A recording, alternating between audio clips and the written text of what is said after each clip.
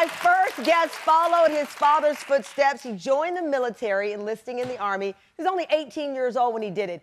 He was deployed on 5 combat tours, including 4 in Afghanistan, earning him 2 Bronze Stars. But while Staff Sergeant Jonathan Shuskey says he was honored to be serving his country, he was watching his friends from home living out their dreams, many of them attending college. So when Jonathan retired after 20 years of service, he knew it was time for him to go for something that was burning in his heart, even if he was decades older. Well, now the father of 4 can say his dreams are deferred no more, because currently a 40-year-old college sophomore on his way to a degree and fulfilling another dream. He is competing on his university's golf team as a Division I athlete. Oh, talk to me, Goose. As a 40-year-old college athlete, I know I stick out like a sore thumb on campus. I had to overcome that fear of being the odd guy out and just take the plunge. I love the game of golf. Even in the Middle East, when we were deployed, we would try to find ways to hit golf balls. I was in the Army for 20 years and served as a team leader, squad leader, and platoon sergeant. I try to bring that same military work ethic to the golf team at SFA and just trying to help those guys be the best that they can be every day.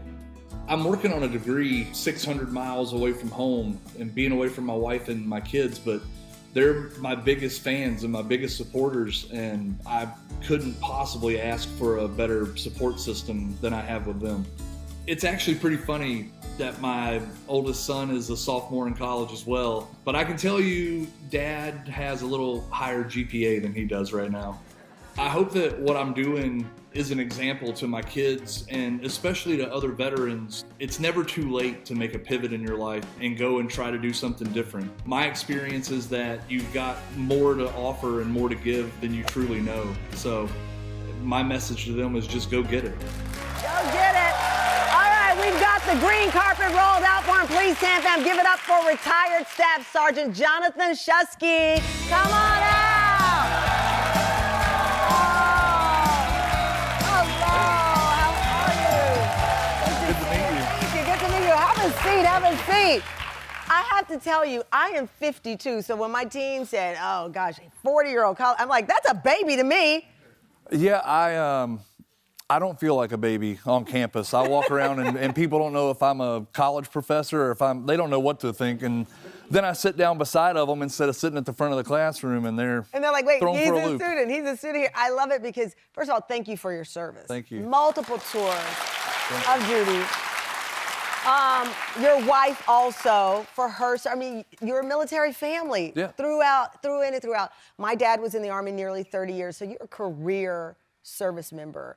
You get out and you think, what am I going to do next? What is that pressure like? Because I think people don't really understand that sometimes. Yeah, I think there's maybe a little less pressure when you're retiring because you know you're going to have some sort of income, but there's still some pressure. I mean, I've got 4 kids and a wife that are, you know, they expect Dad to do something. You have the income coming in, but you're still wanting to do things in life. I know when my dad retired from Fort Hood, you're still looking for a purpose. You don't just want to go home after certainly serving in Afghanistan and being a part of this machine to now going home all day and just languishing. Yeah, I joke with people, I'm doing my best to never have a real job at any point during my life. I never looked at the military as being a real job. I enjoyed my time in the military, even the time that we spent overseas. You know, going to combat and going to war is a lot more than going and shooting bad guys and that stuff. Like we got the chance to change a lot of lives while we were there. And so yeah, so I didn't have a real job for 20 years, and so now I get to be a college kid for a little while. College sophomore. Yeah, you know, we heard about you. Our affiliate ABC 13 KTRK did a story on you, and people were so I love this first day sophomore. I love it. They were so inspired by this journey. You're at Stephen F. Austin, yep, which is right outside of Houston. This commitment to following this dream means you're away from home a lot.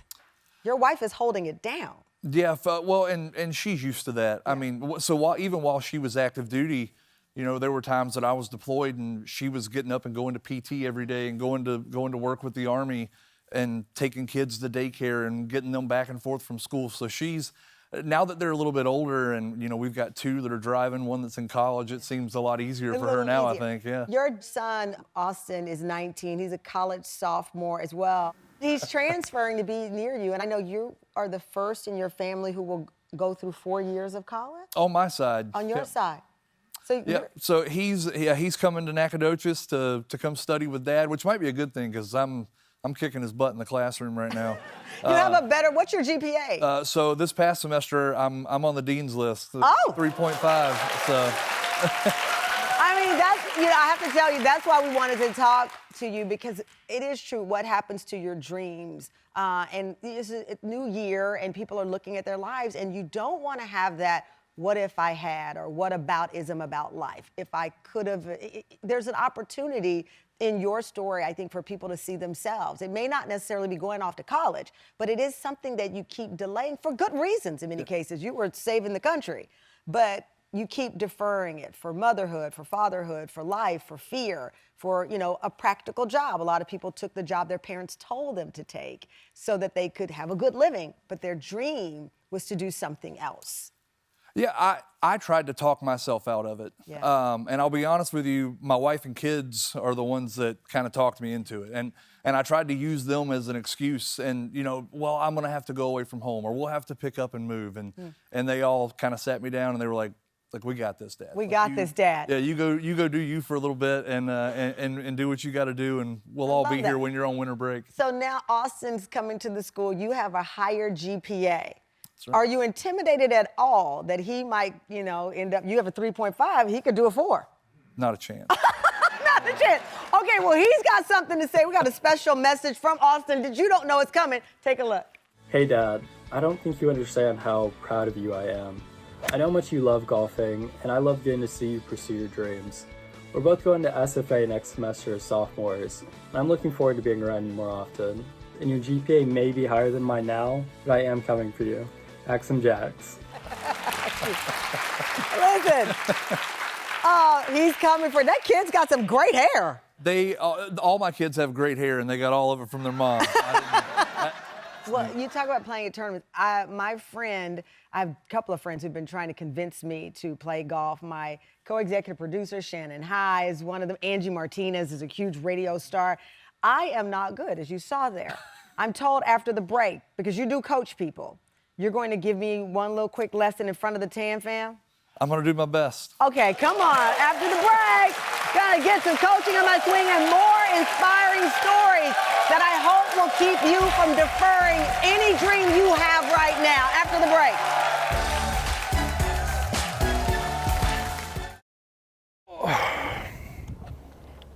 See, the young kids don't make that noise when they bend over.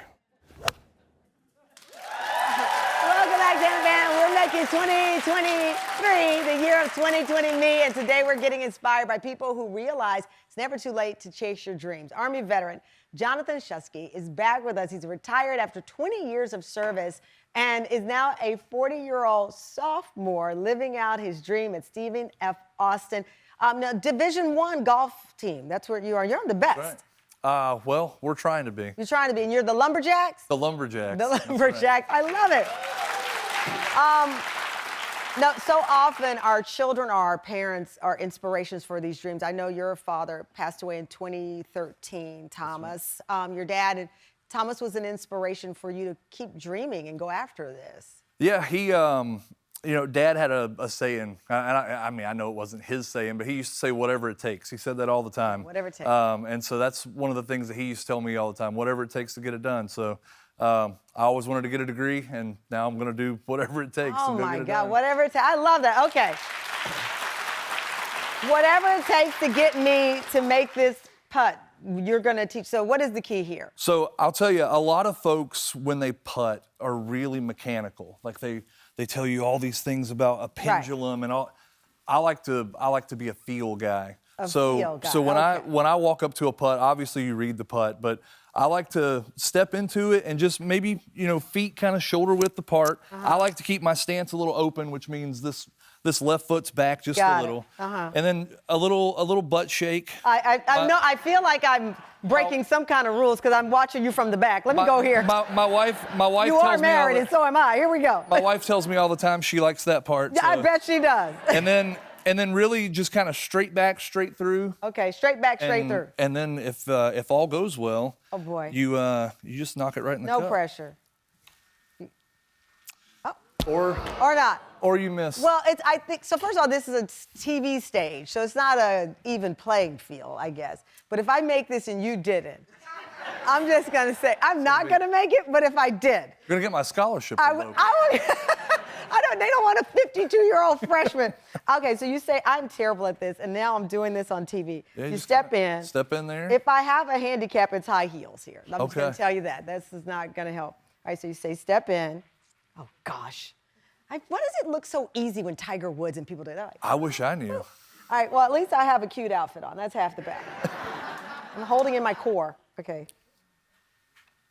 Well, that's lame. Oh, okay, no. let me try it again. Okay. All right, one more. Okay, Jonathan, don't heckle me, all right? All right, we're going to do this one more time. Okay. I can't, but that's okay. Whoa, let me try one more. Are we gonna go again? One more time. Okay. Listen, I think the rule is, what did your dad say? Just get it done? Whatever it takes. Whatever it takes? That's right. Oh, shoot. Okay. I think it may be the stage. I think it's a stage too, Jonathan. Come on. Oh! Maybe it's not. Oh my gosh! Okay.